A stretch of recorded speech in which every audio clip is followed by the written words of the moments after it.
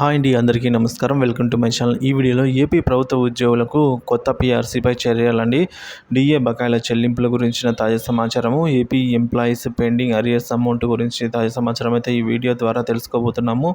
Video ఎక్కడే కానీ skip చేయకుండా చివరి దాకా చూసినట్లయితే ఇన్ఫర్మేషన్ పూర్తిగా అర్థమవుతుంది. వీడియోకి ఒక లైక్ చేయండి ఫ్రెండ్స్. వీడియోలోకి అయితే వెళ్ళిపోదాము.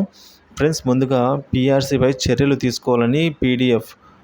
సిపిఎస్ రద్దు, ఉద్యోగులకు డిఏ బకాయిల చెల్లింపు, పీఆర్సీ మరియు కాంట్రాక్ట్ ఉద్యోగుల క్రమబద్ధీకరణ అంటూ గత ప్రభుత్వం కాలయాపన చేసినటువంటి పరిష్కారానికి ప్రభుత్వం అయితే వాటికి పరిష్కారం చర్యలు తీసుకోవాలని పీడీఎఫ్ ఎమ్మెల్సీ ఐ వెంకటేశ్వరరావు అయితే కోరారండి.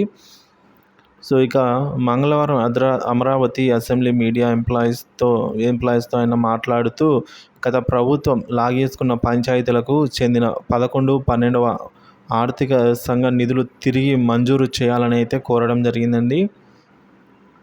ఈ మేరకు ప్రభుత్వ ఉద్యోగులకు ఊరట కల్పించే మరొక అంశం ఏంటంటే, కేంద్ర బడ్జెట్లో ప్రభుత్వ ఉద్యోగులకు ఊరట లభించింది. ఎందుకంటే AP JAC Amaravati chairman Bopparaju Venkateswarlu, Pallisetti Damodara Rao పేర్కొన్నారండి.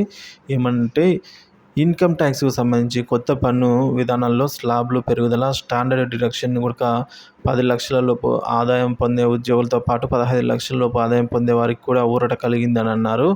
So రాష్ట్ర రాజధాని అమరావతి నిర్మాణానికి 15,000 కోట్ల రూపాయలు, అలాగే వెనుకబడిన జిల్లాల అభివృద్ధి సహకారం అందిస్తూ కేంద్ర బడ్జెట్తో అయితే నూతన విశ్వాసం, ఉత్సాహం నింపింది అని చెప్పేసి అన్నారండి. కేంద్ర బడ్జెట్ కేటాయింపుల్లో రాష్ట్రానికి ప్రాధాన్యత ఇచ్చినందుకు ప్రధాని మోదీకి, ఆర్థిక శాఖ మంత్రి నిర్మలా సీతారామన్ గారికి అయితే సీఎం చంద్రబాబుకు వారైతే ఈ మేరకు కృతజ్ఞతలు అయితే ఏపీ జేఏసీ అమరావతి అయితే తెలిపిందండి.